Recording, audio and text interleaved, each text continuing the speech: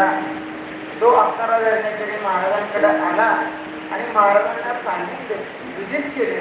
विदित केल्याप्रमाणे महाराजांनी त्याला 11 अभंगाचं 11 अभंगाचं पत्र दिले. बाबा, तुला अभ्यास न करता ज्ञानप्राप्ती करायची, या अभंगाचे चिंतन मनन श्रवण या सगळ्या गोष्टी करत राहा. तो म्हणला, हे 11 अभंग वाचून मी कुठं काय ज्ञानी होणार आहे का? त्यांनी त्याग केला आणि निघून गेला. मोठं त्या ठिकाणी विस्ताराने आपल्याला सांगता येईल, पण सांगायचं तात्पर्य हे आहे, जगद्गुरु तुकोबरायांची भेट त्या धरणे करायच्या बरोबर झाली, पण महाराजांचा अधिकार त्याला धरणे करायला समजलं नाही. ती झालेली भेट काय झाली? व्यर्थ झाली. अगम्य पण नाही, महाराजांना खूप ओळखू शकला नाही. आणि सुदैवाने आपल्याला महात्मे भेटले, आपल्याला त्यांचे दर्शन झाले आणि समजलं की भेटलेले महात्मे आहेत, ज्यांचं दर्शन घेतले आहे ते संत आहे. हे समजल्याबरोबर ती झालेली भेट व्यर्थ जात आणि त्याला म्हणायचं अमोघश्च.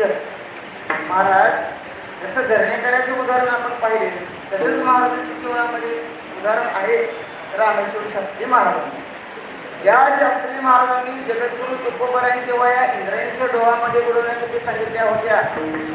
या शास्त्री महाराजांना ज्यावेळेस महावस्त्र ज्ञानोबरायांनी दृष्टांताने सांगितले तुकोबरायांचा अधिकार, त्यावेळेस मात्र रामेश्वर शास्त्री महाराजांकडे तुकोबरायांकडे परत आले आणि जे द्विज महाराजांची अवहेलना करत होते, निर्वचना करत होते, त्या सगळ्या ब्राह्मणांना महाराज म्हणले, अरे बाबांनो, म्हणे रामेश्वर भट्ट तुझ्या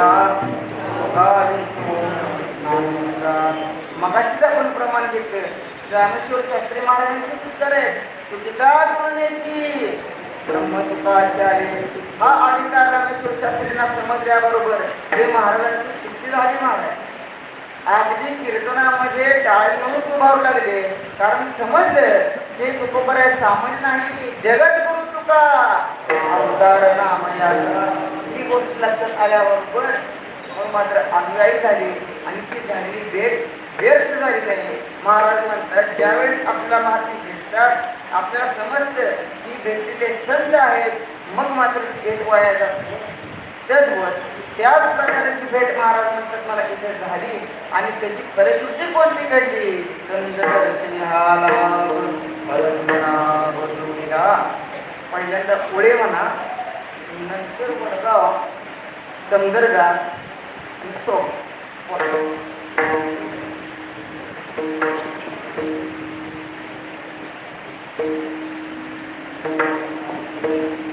उदळले भाग्य